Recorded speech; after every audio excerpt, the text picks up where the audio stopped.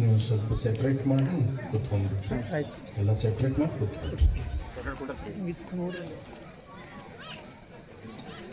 ಭಕ್ತಿ ಇಲ್ಲದ ಧರ್ಮ ವ್ಯರ್ಥವಾಗುವುದೆಂದು ಭಕ್ತಿತ್ರಯವ ಕಲಿಸಿ ಮುಕ್ತನೆನಿಸಿ ಮುಕ್ತಿ ಪದವಿಗೆ ಸಂದ ಕರ್ತೃ ಬಸವೇಶನತಿ ಭಕ್ತಿ ಭಿಕ್ಷೆಯ ನೀಡಿಸಲು ಹೆಣ್ಣನು.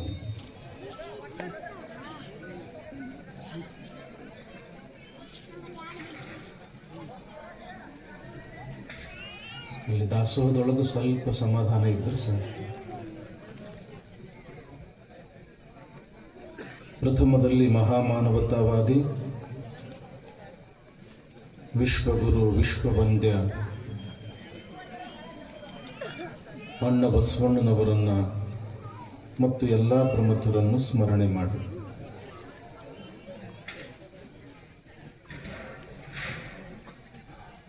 ಆರಾಧ್ಯ ಗುರುದೇವರಾಗಿರ್ತಕ್ಕಂಥ ಹಾನಗಲ್ಲ ಗುರುಕುಮಾರ ಶಿವಯೋಗಿಗಳವರ ಶ್ರೀಚರಣಗಳನ್ನು ಮಸ್ತಕದ ಮೇಲೆ ಧರಿಸಿ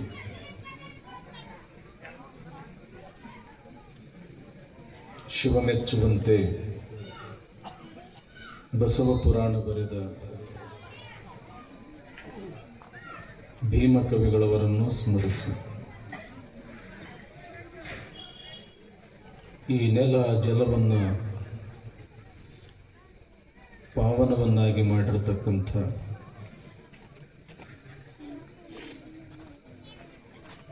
ಶಿವಲಿಂಗೇಶ್ವರರನ್ನು, ಶರಣ ಶಿವಲಿಂಗೇಶ್ವರರನ್ನು, ಗುರುಶಾಂತೇಶ್ವರರನ್ನು ಕೂಡ ಸ್ಮರಣೆ ಮಾಡಿ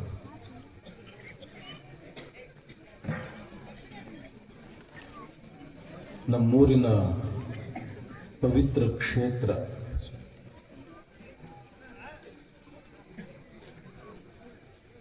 ಈ ಖಂಡೇಶ್ವರ ದೇವಸ್ಥಾನ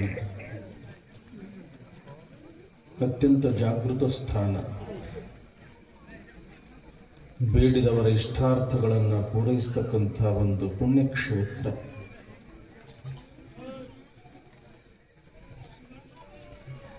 ಈ ಪುಣ್ಯಕ್ಷೇತ್ರದಲ್ಲಿ 21 ದಿನಗಳ ಪರ್ಯಂತ ಬಸವ ಪುರಾಣ,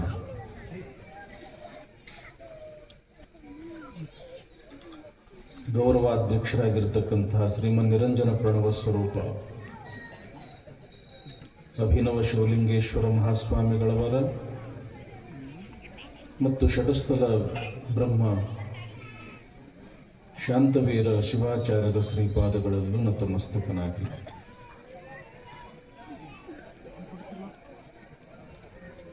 ನಮ್ಮೊಂದಿಗೆ ಸಂಗೀತ ಸೇವೆಯನ್ನು ಮಾಡ್ತಾ ಇರತಕ್ಕಂಥ ನಾಡಿನ ಖ್ಯಾತ ಕಲಾವಿದರಾದ ಶರಣಬಸವ ಹಿರೇಮಠದ ವಾಯಿಗಳವರೇ, ನಮ್ಮವರೇ ಆಗಿರತಕ್ಕಂಥ ಯಲ್ಲಪ್ಪ ಅವರೇ,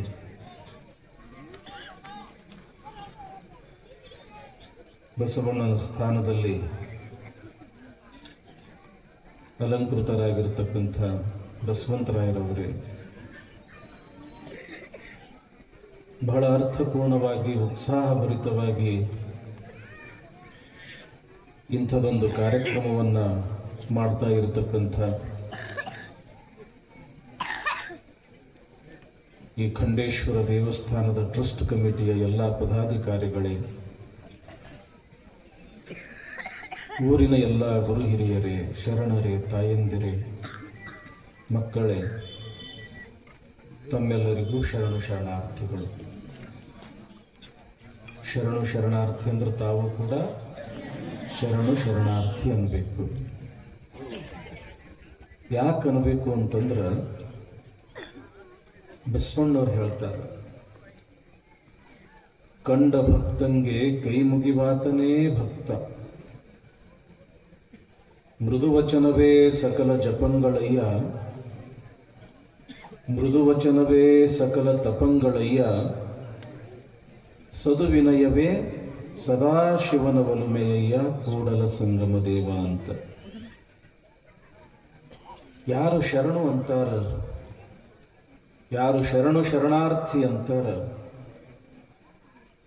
ಶರಣ ಅಂದವನಿಗೆ ಮರಣ ಇಲ್ಲ ಅಂತಾರೆ ನಮ್ಮ ಶರಣರು. ಅಂದ್ರೆ ಕಷ್ಟಗಳು ಎಲ್ಲವೂ ಕೂಡ ದೂರ ಆಗಿಬಿಡ್ತಾವ, ಅವರ ಜೀವನ ಸುಖಮಯ ಆಗ್ತದನ್ನೋ ಕಾರಣಕ್ಕಾಗಿ ಯಾವಾಗಲೂ ಕೂಡ ನಾವು ಶರಣು ಅನ್ಕೊಂತ ಇರಬೇಕು. ಅಂತೀರಿ ಮತ್ತೊಮ್ಮೆಲ್ಲರೂ? ಎಲ್ಲರಿಗೂ ಶರಣು ಶರಣಾರ್ಥಿ.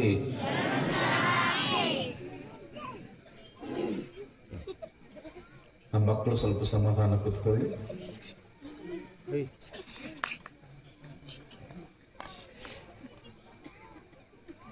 ಈ ಜಗತ್ತಿನಲ್ಲಿ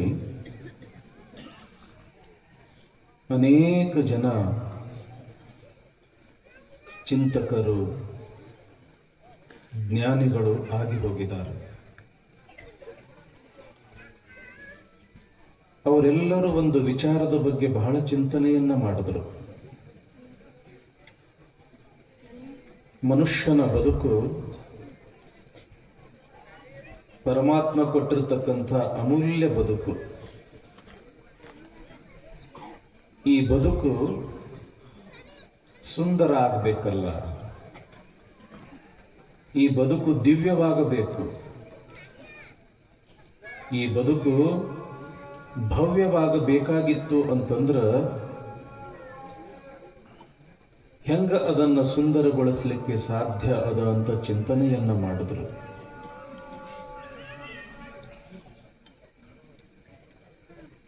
ಈ ಜಗತ್ತಿನೊಳಗ ಬಹಳ ದೊಡ್ಡ ದೊಡ್ಡ ಮಹಾತ್ಮರು ಆಗಿ ಹೋಗ್ಯಾರ. ಬಸವಣ್ಣನವರ ಪೂರ್ವದಲ್ಲಿಯೂ ಕೂಡ, ಬಸವಣ್ಣನವರ ಕಾಲದಲ್ಲೂ ಅಂತೂ ಎಂಥೆಂಥ ಮಹಾತ್ಮರು, ಅವರ ನಂತರದಲ್ಲಿಯೂ ಕೂಡ ಇಲ್ಲಿಯವರೆಗೆ ಅನೇಕ ಜನ ಮಹಾತ್ಮರು ಆಗಿ ಹೋಗಿದ್ದಾರೆ.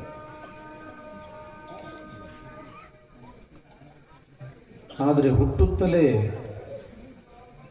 ಎಲ್ಲರೂ ಮಹಾತ್ಮರು ಅಂತ ಯಾರೂ ಕೂಡ ಹಣೆಯ ಮೇಲೆ ಲೇಬಲ್ ಅನ್ನು ಹಚ್ಚಿಕೊಂಡು ಬಂದಿರುವುದಿಲ್ಲ. ಮತ್ತು ಹುಟ್ಟುತ್ತಲೇ ಯಾರೂ ಕೂಡ ಶ್ರೇಷ್ಠರೂ ಆಗುವುದಿಲ್ಲ. ಈ ಪ್ರಕೃತಿ ಎಲ್ಲರಿಗೂ ಸರಿಸಮಾನವಾಗಿರತಕ್ಕಂಥ ಅವಕಾಶವನ್ನು ಕೊಟ್ಟದ. ಬಸವಣ್ಣವರು ನಮ್ಮ ಹಾಗೆ ಹುಟ್ಟಿದವರು, ಚನ್ನಬಸವಣ್ಣವರು ನಮ್ಮ ಹಾಗೆ ಹುಟ್ಟಿದವರು, ಗೌತಮ ಬುದ್ಧನೂ ಕೂಡ ನಮ್ಮ ಹಾಗೆ ಹುಟ್ಟಿದವರು, ವಿವೇಕಾನಂದರು, ಪರಮಹಂಸರು, ಹಾನಗಲ್ಲ ಕುಮಾರ ಶಿವಯೋಗಿಗಳು, ಅಬ್ದುಲ್ ಕಲಾಂ ರವರಂಥವರು ಕೂಡ ನಾವು ನೀವು ಹೇಗೆ ಹುಟ್ಟಿದ್ದೀವಿ ಅವರು ಕೂಡ ಹಾಗೆ ಹುಟ್ಟಿದವರು. ಇವರು ದೊಡ್ಡವರು ಅಂತ ಯಾರು ಕೂಡ ಲೇಬಲ್ ಅನ್ನು ಹಚ್ಚಿಕೊಂಡು ಹುಟ್ಟಿದವರಲ್ಲ. ಹಾಗಾದ್ರೆ ದೊಡ್ಡವರು ಹೆಂಗಾಗ್ತಾರ ಮನುಷ್ಯರು? ಅವರಂಗ ನಮಗೂ ಕೂಡ ಆಗಾಕ ಬರ್ತದೇನೋ ಅನ್ನೋ ಒಂದು ವಿಚಾರ, ಚಿಂತನೆ ನಾವೆಲ್ಲರೂ ಕೂಡಿ ಮಾಡಬೇಕಾಗಿದೆ. ಒಂದು ಬಿಸ್ಲೇರಿ ಬಾಟ್ಲಿ ಅದ ಅಂತ ಇಟ್ಕೊಳ್ರಿ, ಹಾದಿಯೊಳಗ ಬಿದ್ದಿರ್ತದ, ಏನು ಅದರ ಬೆಲೆ? ವೇಸ್ಟ್ ಅನಿಸ್ತದ. ಯಾವನೋ ಒಬ್ಬ ಮೂಡ್ಕಾದವ ಬರ್ತಾನ, ಅದನ್ನು ತೆಗೆದುಕೊಳ್ತಾನ, ಚಪ್ಪಟೆ ಮಾಡ್ತಾನ, 20 ಪೈಸಕ್ಕೋ 4 ಒಂದು ರಂಗ ಅದನ್ನ ಮಾರುತ್ತಾನ. ಅದೇ ಬಾಟ್ಲಿಯೊಳಗೆ ನೀವು ನೀರು ಹಾಕಿ ಮಾರ್ರಿ, ಆ ಬಾಟ್ಲಿ ಬೆಲೆ 20 ರೂಪಾಯಿ ಆಗ್ತದ. ಹಾಲು ಹಾಕಿ ಮಾರಿದ್ರೆ 50-60 ರೂಪಾಯಿ ಆಗ್ತದ. ಇನ್ನು ಒಳ್ಳೆ ಆಕಳು ತುಪ್ಪ ಹಾಕಿ ಮಾರಿದ್ರೆ ಆ ಬಾಟ್ಲಿಯ ಬೆಲೆ 500-600 ಆಗ್ತದ. ಹಾಗಾದ್ರಲ್ಲಿ ಕಿಮ್ಮತ್ತು ಯಾತಕ್ಕದ? ಆ ಒಂದು ಬಿಸ್ಲೇರಿ ಬಾಟ್ಲಿಗದವೋ ಅಥವಾ ಅದರೊಳಗ ಇರ್ತಕ್ಕಂಥ ಒಂದು ಪದಾರ್ಥಕ್ಕದು. ಸ್ವಲ್ಪ ವಿಚಾರ ಮಾಡ್ರಿ.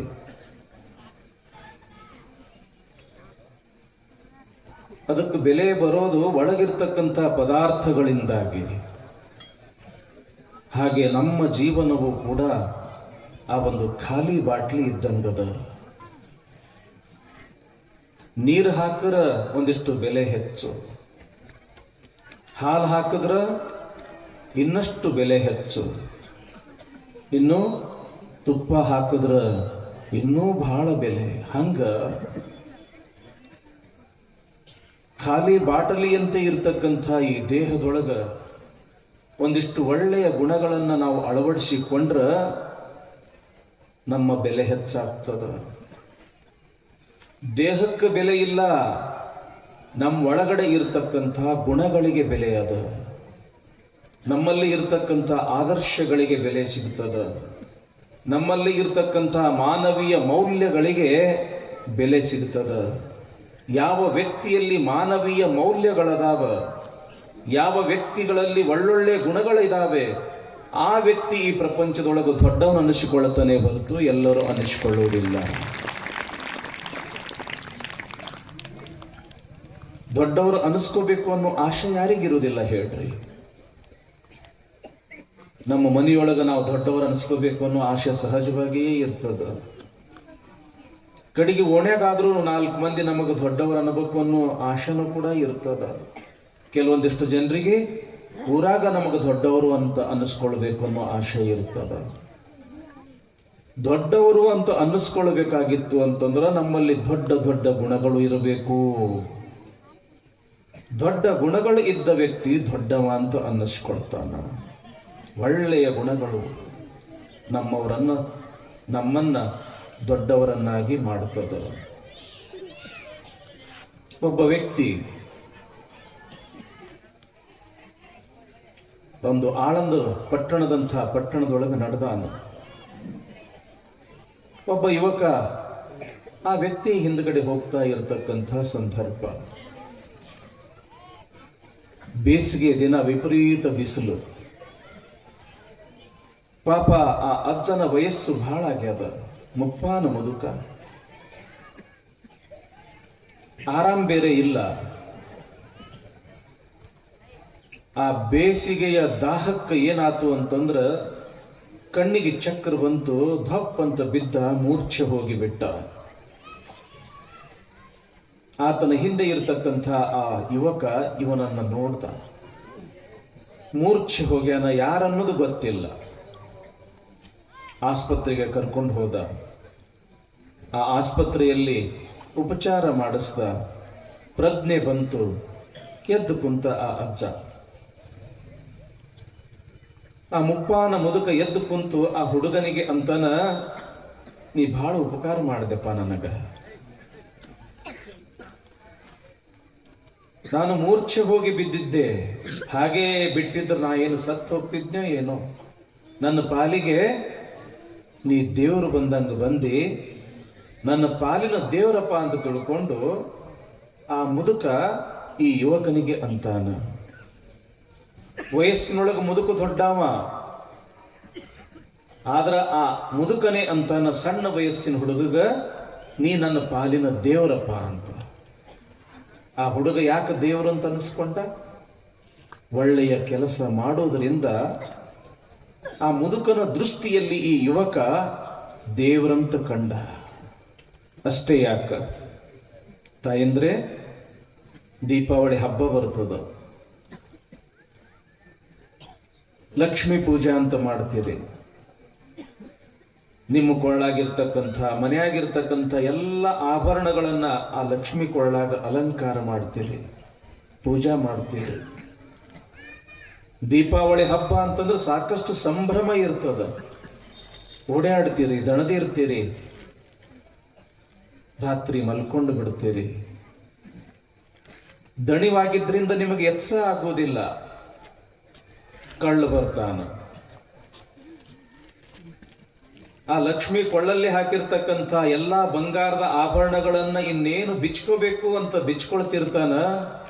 ಮನೆಯಾಗಿರ್ತಕ್ಕಂಥ ನಾಯಿ ಬೊಗಳು ಬಿಡ್ತದ. ನಿಮಗೆ ಎಚ್ಚರ ಆಗ್ತದ, ಕಳ್ಳ ಓಡಿ ಹೋಗ್ತಾನ. ಮಾರನೇ ದಿವಸ ಮನೆಗೆ ಬಂದವರಿಗೆಲ್ಲ ಹೇಳ್ತೀರಿ, ನಮ್ಮ ಪಾಲಿಗೆ ಆ ನಾಯಿ ದೇವರಾಯಿತು. ಸರಿಯಾದ ಸಮಯಕ್ಕೆ ಅದು ಬೊಗಳಿತು, ಕಳ್ಳ ಓಡಿ ಹೋದ, ಬಂಗಾರ ಎಲ್ಲ ಉಳಿತು, ನಮ್ಮ ಪಾಲಿಗೆ ಆ ನಾಯಿ ದೇವರಾತು ಅಂತ ಅಂತಿರೇನಿಲ್ಲ. ಒಂದು ಒಳ್ಳೆಯ ಕೆಲಸ ಮಾಡಿ ಒಂದು ನಾಯಿ ಒಂದು ದೇವರ ಸ್ಥಾನಕ್ಕೆ ಹೋಗ್ತದ ಅಂದ ಬಳಿಕ ಮನುಷ್ಯರಾಗಿರ್ತಕ್ಕಂಥ ನಾವು ಒಳ್ಳೆಯ ಕಾರ್ಯಗಳನ್ನು ಮಾಡಿ ಯಾಕೆ ದೈವತ್ವವನ್ನು ನಾವು ಪಡ್ಕೋಬಾರದು? ದೈವತ್ವ ಬರೋದು ಒಳ್ಳೆಯ ಗುಣಗಳಿಂದ. ದೊಡ್ಡತನ ಬರೋದು, ದೊಡ್ಡಸ್ತಿಕೆ ಬರೋದು ದೊಡ್ಡತನದ ಗುಣಗಳಿಂದ. ನೋಡಿ, ಆ ನಾಯಿಯಲ್ಲಿಯೂ ಕೂಡ ಒಂದು ಪ್ರಜ್ಞೆ ಅದ. ಈ ಮನೆಯ ಅನ್ನ ನಾನು ತಿಂತೀನಿ. ಕಳ್ಳ ಬಂದಾನ, ಕದ್ಕೊಂಡು ಹೋಗ್ತಾನ, ನನ್ನ ಮಾಲಕನಿಗೆ ಯಜಮಾನನಿಗೆ ಅನ್ಯಾಯ ಆಗ್ತದ ಅಂತ ತನ್ನ ಜೀವದ ಹಂಗು ತೊರೆದು ಕಳ್ಳನಿಗೆ ಅದು ಹೋರಾಟಕ್ಕೆ ಹೋಗ್ತದ ಕಳ್ಳನ ಜೊತೆಗೆ. ಪ್ರಾಣಿಗಳಲ್ಲಿಯೂ ಕೂಡ ಎಂಥ ಒಂದು ಪ್ರಜ್ಞೆ ಅದ ಅಲ್ಲ. ನೋಡ್ರಿ, ಇವತ್ತೊಂದು ಸಿಂಡಿಕೇಟ್ ಬ್ಯಾಂಕ್ ಅಂತ ಅದ, ಅದ್ರ ಸಿಂಬಲ್ ಏನ್ರಿಪ್ಪ? ನಾಯಿ. ಎಲ್ಲಿಯಾದ್ರೂ ಕೂಡ ಮನುಷ್ಯನ ಸಿಂಬಲ್ ಇದ್ದಿದ್ದು ನೋಡ್ರಿ ಏನ್ರಿ? ಪ್ರಾಣಿಗಳು ಬಹಳ ನಂಬಿಗಸ್ತ, ಹೌದೇನಿಲ್ರಿ? ಪ್ರಾಣಿಗಳು ಬಹಳ ನಂಬಿಗಸ್ತ. ಎಲ್ಲಿಯೂ ಕೂಡ ಮನುಷ್ಯನ ಸಿಂಬಲ್ ಹಾಕಿಲ್ಲ, ಪ್ರಾಣಿಗಳ ಸಿಂಬಲ್ ಹಾಕಿದಾರ. ಹುಲಿ ಹಾಕಿದಾರ, ಸಿಂಹ ಹಾಕಿದಾರ, ನಾಯಿ ಹಾಕಿದಾರ, ಹೌದಲ್ಲ? ಮನುಷ್ಯನ ಸಿಂಬಲ್ ಎಲ್ಲಿರ್ತಾವ ಹೇಳ್ರಿ? ಪುರುಷರಿಗಾಗಿ, ಈ ಕಡೆ ಸ್ತ್ರೀಯರಿಗಾಗಿ ಅಂತ ತಿಳ್ಕೊಂಡು ಹಾಕಿರ್ತಾರೆ. ಅಲ್ಲಿಗೆ ಬಂದದ ಮನುಷ್ಯನ ಪರಿಸ್ಥಿತಿ. ಯಾಕೆ ಈ ಮಾತು ಹೇಳ್ತೀನಿ ಅಂತಂದ್ರೆ, ದೊಡ್ಡ ಗುಣಗಳನ್ನ ಬೆಳೆಸಿಕೊಳ್ಳೋಣದ್ರಿಂದ ವ್ಯಕ್ತಿ ದೊಡ್ಡವನಾಗ್ತಾನ. ಅಂಥ ದೊಡ್ಡ ಗುಣಗಳನ್ನ ಬೆಳೆಸ್ಕೊಳ್ಳಕ್ಕ ನಮಗೊಂದು ಬೇಕಲ್ಲ, ಒಂದು ಸ್ಥಾನ ಬೇಕಲ್ಲ, ಒಂದು ಉಪಾಧಿ ಬೇಕಲ್ಲ. ಎಲ್ಲಿ ನಾವು ಹೋದ್ರೆ ದೊಡ್ಡ ಗುಣಗಳನ್ನ ಬೆಳೆಸ್ಕೊಳ್ಳಿಕ್ಕೆ ಸಾಧ್ಯ ಅದ ಅಂತಂದ್ರೆ, ಯಾರು ಒಳ್ಳೆಯವರದಾರ, ಯಾರಿಂದ ನಮಗೆ ಒಳ್ಳೆಯ 4 ಮಾತುಗಳು ಸಿಗ್ತಾವ, ಯಾರಿಂದ ನಮಗ 4 ಒಳ್ಳೆಯ ಮಾರ್ಗದರ್ಶನ ಪರವಾಗಿರ್ತಕ್ಕಂಥ ಬೆಳಕು ಸಿಗ್ತದ, ಅಲ್ಲಿ ಹೋದ್ರೆ ನಮಗ ಒಳ್ಳೆಯತನ ಸಿಗ್ತದ. ಅದರಿಂದ ನಾವು ಒಳ್ಳೆಯವರು ಆಗ್ಲಿಕ್ಕೆ ಸಾಧ್ಯ ಅಂತ ತಿಳ್ಕೊಂಡು ಏನು ಮಾಡ್ಯಾರ ನಮ್ಮ ಹಿಂದಿನ ಹಿರಿಯರು ಅಂತಂದ್ರೆ, ವರ್ಷದೊಳಗೆ 1 ಸಲನೋ 2 ಸಲನೋ ಅಥವಾ ಜಾತ್ರೆ ಯಾತ್ರೆ ಇದ್ದಾಗ ಏನಾದರೂ ಕೂಡ ಒಂದು ವಿಶೇಷ ಕಾರ್ಯಕ್ರಮಗಳು ಹಮ್ಮಿಕೊಂಡಾಗ ಇಂಥ ಬಸವ ಪುರಾಣದ ಮುಖಾಂತರ ಒಳ್ಳೆಯವರ ಸಹವಾಸ ಮಾಡಿ ಒಳ್ಳೆಯ 4 ನುಡಿಗಳ ಕೇಳಿಸ್ತಕ್ಕಂಥ ಸೌಭಾಗ್ಯ ನಮ್ಮ ಹಿಂದಿನ ಹಿರಿಯರು ಸಾವಿರಾರು ವರ್ಷಗಳಿಂದ ನಮಗೆ ಕೊಡುಕೊಂತ ಬಂದ್ದಾರೆ. ಬಹಳ ಶಕ್ತಿ ಇರ್ತದೆ ಇದರ ಒಳಗ. ಎಲ್ಲಿ ಪಾಠ ನಡೆದದ, ಎಲ್ಲಿ ಪ್ರವಚನ ನಡೆದದ, ಎಲ್ಲಿ ದೊಡ್ಡವರ 4 ಉಪದೇಶ ಪರವಾಗಿರ್ತಕ್ಕಂಥ ಮಾತುಗಳು ಕೇಳಲಿಕ್ಕೆ ಸಿಗ್ತದ, ಅದಕ್ಕೆ ನಾವು ಸತ್ಸಂಗ ಅಂತ ಕರಿತೀವಿ. ಆ ಮಾತುಗಳನ್ನು ನಾವು ಕೇಳೋದ್ರಿಂದ ನಮ್ಮ ಜೀವನದಲ್ಲಿ ನಾವು ಅಳವಡಿಸಿಕೊಳ್ಳೋಣದ್ರಿಂದ ನಾವು ದೊಡ್ಡವರಾಗಲಿಕ್ಕೆ ಸಾಧ್ಯ. ನಾನು ಬಹಳ ಚಿಕ್ಕವನಾಗಿ ಇದ್ದಿರ್ತಕ್ಕಂಥ ಸಮಯದೊಳಗೆ ಮಠದಾಗ ಪುರಾಣ ನಡೀತಿತ್ತು. ಆವಾಗ ಅಥಣಿಯ ಶೆಟ್ಟರ ಮಠದ ಸ್ವಾಮಿಗಳು ಅಂತ ಬರ್ತಿದ್ರು, ನಿಮಗೆಲ್ಲ ನೆನಪಿರಬೇಕು, ಶಂಕರ ಸ್ವಾಮಿಗಳು. ಅವರು ಕೂಡ ಬಸವ ಪುರಾಣ ಹೇಳಕ್ಕೆ ಬರ್ತಿದ್ರು. ನಮಗೇನೂ ತಿಳಿತಿದ್ದಿಲ್ಲ, ಉಡಾಳ್ರು, ತುಂಟ್ರು, ನೀವೇನಂತೀರಲ್ಲ ಔಚಾರಿ ಅಂತ ಕರಿತೀರಲ್ಲ, ಔಚಾರಿ ನಾವು ಬಾಳೆಲ್ಲ. ಆದ್ರೆ ಪುರಾಣದಲ್ಲಿ ಕೇಳಿರ್ತಕ್ಕಂಥ 4 ಒಳ್ಳೆಯ ನುಡಿಗಳು, ಒಳ್ಳೆಯ ಮಾತುಗಳು, ಅವರ ಒಂದು ಮಾರ್ಗದರ್ಶನ, ಶಿವಲಿಂಗ ಅಪ್ಪವರ ಒಂದು ಪುಣ್ಯ, ಅವರ ಆಶೀರ್ವಾದ ಇವತ್ತ ನಮ್ಮನ್ನ ಈ ಸಮಾಜದೊಳಗೆ ಗುರುತಿಸಿಕೊಳ್ಳುವಂಗ ಮಾಡ್ಯದ. ಯಾಕೆ? ದೊಡ್ಡವರ ಸಹವಾಸ ಮಾಡೀವಿ ಅಂತ ತಿಳ್ಕೊಂಡು ಇವತ್ತು ಸಮಾಜದೊಳಗೆ ನಮಗೊಂದಿಷ್ಟು ಬೆಳಕು ಕಾಣಕತ್ತೈತೆ. दुनिया के सब राजा मिलकर जो चीज नहीं दे सकते, दुनिया के सब सैनिकों ने मिलकर जो चीज नहीं दे सकते, जहां हजारों हजारों जन्मों के माता पिता मिलकर जो चीज नहीं दे सकते, ವಹ ಚೀಜ್ ಸತ್ಸಂಗ್ ಮೇ ಹಸ್ತೆ ಹಸ್ತೆ ಮಿಲ್ ಜಾತಿ ಹೈ ಅಂತ ಬರೀತಾರೆ. ಈ ಪ್ರಪಂಚದಲ್ಲಿ ಇರ್ತಕ್ಕಂಥ ಎಲ್ಲ ರಾಜ ಮಹಾರಾಜರುಗಳು ಕೂಡಿ ಯಾವ ವಸ್ತು ನಮಗೆ ಕೊಡ್ಲಿಕ್ಕೆ ಅಸಾಧ್ಯವೋ, ಈ ಪ್ರಪಂಚದಲ್ಲಿ ಇರ್ತಕ್ಕಂಥ ಎಲ್ಲ ಯೋಧರುಗಳು ಕೂಡಿ ಯಾವ ವಸ್ತು ನಮಗೆ ಕೊಡ್ಲಿಕ್ಕೆ ಅಸಾಧ್ಯವೋ, ಅಷ್ಟೇ ಅಲ್ಲ, ನಾವು ಈ ಮಾನವ ಜನ್ಮಕ್ಕೆ ಬರಬೇಕಾಗಿತ್ತು ಅಂತಂದ್ರೆ ಇದೇ ಮೊದಲನೇ ಸಲ ಬಂದಿಲ್ಲ. ಹಿಂದೆ 1000 ಅಲ್ಲ, ಲಕ್ಷ ಲಕ್ಷ ಜನ್ಮಗಳನ್ನು ದಾಟಿ ನಾವು ಈ ಮನುಷ್ಯ ಜನ್ಮಕ್ಕೆ ಬಂದೀವಿ. ಈ ಹಿಂದಿನ ಜನ್ಮದಲ್ಲಿ ಆಗಿ ಹೋಗಿರ್ತಕ್ಕಂಥ ಎಲ್ಲ ತಂದೆ ತಾಯಿಗಳು ಕೂಡಿ ಯಾವ ವಸ್ತು ನಮ್ಗೆ ಕೊಡಕ ಆಗುವುದಿಲ್ವೋ ಅಂಥ ವಸ್ತು ಇಂಥ ಪಾಠ ಪ್ರವಚನದೊಳಗೆ ಸಹಜವಾಗಿಯೇ ಸಿಕ್ಕು ಬಿಡ್ತದಂತ ಅಷ್ಟೊಂದು ದೊಡ್ಡ ಶಕ್ತಿ ಇರೋದು ಈ ಒಂದು ಮಹಾತ್ಮರ 4 ನುಡಿಗಳನ್ನು ಕೇಳೋದ್ರೊಳಗ. ಬಂದೀರಿ, ನಮ್ಮ ತಾಯಂದ್ರು ಹೆಚ್ಚಿನ ಸಂಖ್ಯೆಯೊಳಗೆ ಬಂದೀರಿ, ನಮ್ಮ ಶರಣರು ಕೂಡ ಹೆಚ್ಚಿನ ಸಂಖ್ಯೆಯೊಳಗೆ ಬಂದೀರಿ. ಏನು ಒಂದು ತಾಸ ಎಲ್ಲವನ್ನ ಮರೆತು ಮೈಯೆಲ್ಲ ಕಿವಿಯಾಗಿ ಆ ಬಸವಣ್ಣನ 4 ಮಾತುಗಳನ್ನು ಕೇಳ್ತಾ ಹೋದ್ರು ಸಾಕು. ಏನು ಆನಂದ ಅದು, ಏನು ಅನುಭೂತಿ ಅದು. ಬಹಳ ದೊಡ್ಡ ಶಕ್ತಿ, ಬಹಳ ದೊಡ್ಡ ಶಕ್ತಿ ಅದು. 4 ಮಾತಿನೊಳಗೆ ಶಕ್ತಿ ಬಹಳ ಅದ. ಮಹಾತ್ಮರ ಒಂದು ಸಾನ್ನಿಧ್ಯದೊಳಗೆ ಬಹಳ ದೊಡ್ಡ ಶಕ್ತಿ ಇರ್ತದ.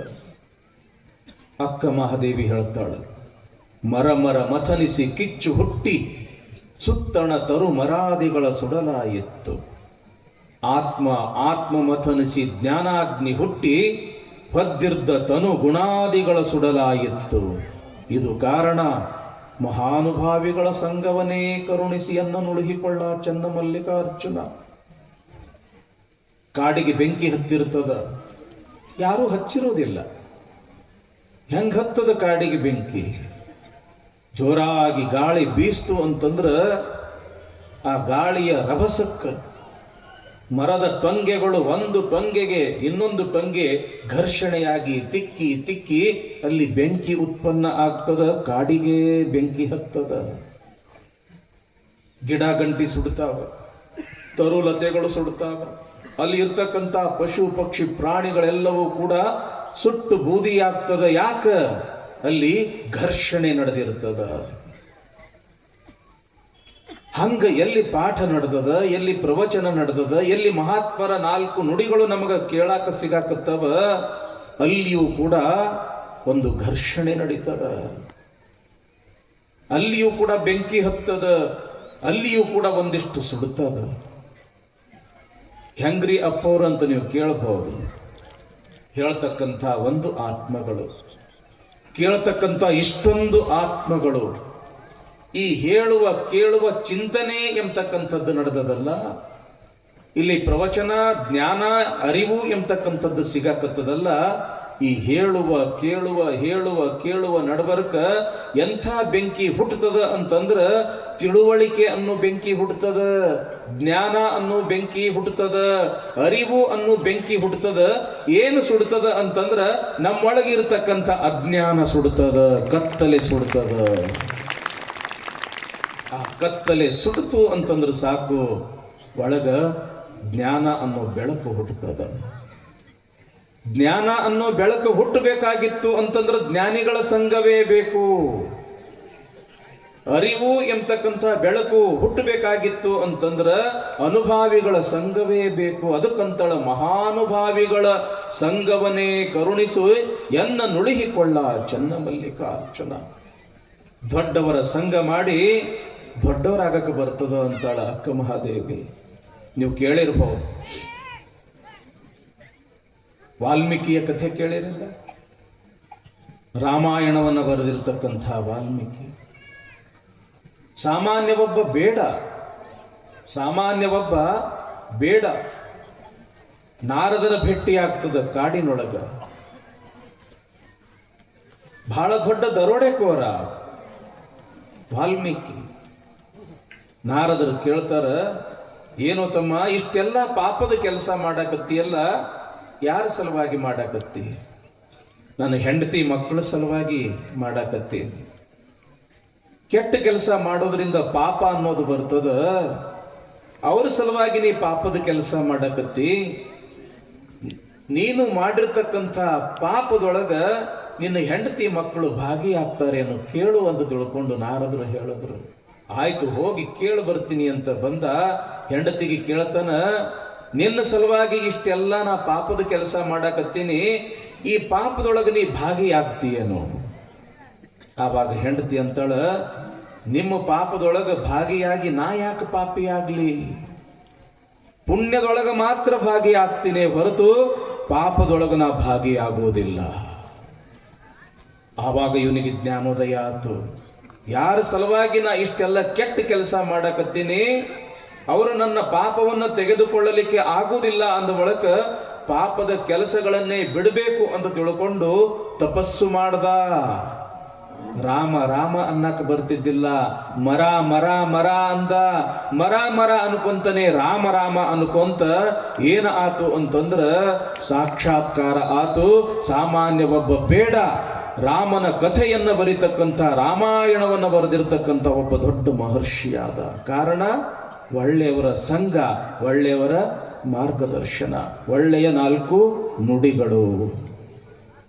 ಅಂಗುಲಿ ಮಾಲನ ಹೆಸರು ಕೇಳಿರಲ್ಲ, ದೊಡ್ಡ ದರೋಡೆಕೋರ. ಯಾವಾಗ ಗೌತಮ ಬುದ್ಧ ಎದುರುಗಡೆ ಬಂದ, ಆತನನ್ನ ಕೊಲ್ಲಲಿಕ್ಕೆ ಹೋದ. ಆತನ ಹೆಸರೇ ಅಂಗುಲಿ ಮಾಲ. ದರೋಡೆ ಮಾಡ್ತಿದ್ದ, ಬಂದವರನ್ನ ಕೊಲ್ಲುತ್ತಿದ್ದ, ಅವರ ಹೆಬ್ಬೆರಳನ್ನ ಕತ್ತರಿಸಿ ಮಾಲೆಯ ರೂಪದೊಳಗೆ ಕೊಳ್ಳಾಗ ಹಾಕೊಳ್ತಿದ್ದ. ಅದಕ್ಕೆ ಅವನಿಗೆ ಅಂಗುಲಿ ಮಾಲ.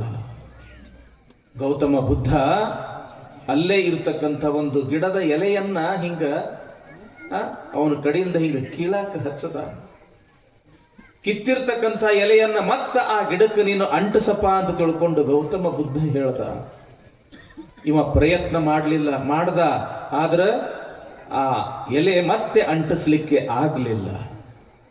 ಗೌತಮ ಬುದ್ಧ ಹೇಳ್ತಾನ, ಏನಪ್ಪ, ಒಂದು ಸಾಮಾನ್ಯ ಗಿಡದ ಎಲೆಯನ್ನ ಮತ್ತೆ ನಿನಗ ಜೋಡಿಸ್ಲಿಕ್ಕೆ ಆಗುವುದಿಲ್ಲ ಅಂದ ಬಳಿಕ ಇಷ್ಟೊಂದು ಜನರ ಪ್ರಾಣವನ್ನ ನೀನು ತೆಗೆದುಕೊಂಡಿಯಲ್ಲ, ಪ್ರಾಣವನ್ನ ಮರಳಿ ಕೊಡ್ತಕ್ಕಂಥ ಯೋಗ್ಯತೆ ನಿನ್ನಲ್ಲಿ ಇಲ್ಲ ಅಂದ ಬಳಿಕ ಅವರನ್ನ ನೀನು ಯಾಕೆ ಕೊಂದಿಯಪ್ಪ ಅಂತ ತಿಳ್ಕೊಂಡು ಗೌತಮ ಬುದ್ಧ ಹೇಳಿದಾಗ ಆ ಒಬ್ಬ ಕೊಲೆಗಡಕನ ಮನಸ್ಸು ಪರಿವರ್ತನೆ ಆತು. ಅಂಗುಲಿ ಮಾಲಾನು ಕೂಡ ಒಬ್ಬ ಶ್ರೇಷ್ಠ ಸಂತ ಆದ ಅಂತ ತಿಳ್ಕೊಂಡು ಇತಿಹಾಸ ಹೇಳುತ್ತದೆ. ಯಾಕೆ ಈ ಮಾತುಗಳನ್ನು ನಾವು ಹೇಳೋದು ಅಂತಂದ್ರ, ಪಾಠ, ಪ್ರವಚನ, ಕೀರ್ತನ, ಪುರಾಣ, ಮಹಾತ್ಮರ 4 ಒಳ್ಳೆಯ ನುಡಿಗಳನ್ನ ಯಾಕೆ ಕೇಳಬೇಕು ಅಂತಂದ್ರ ನಮ್ಮ ಜೀವನದ ದಿಕ್ಕನ್ನ ಬದಲಿಸ್ತದ.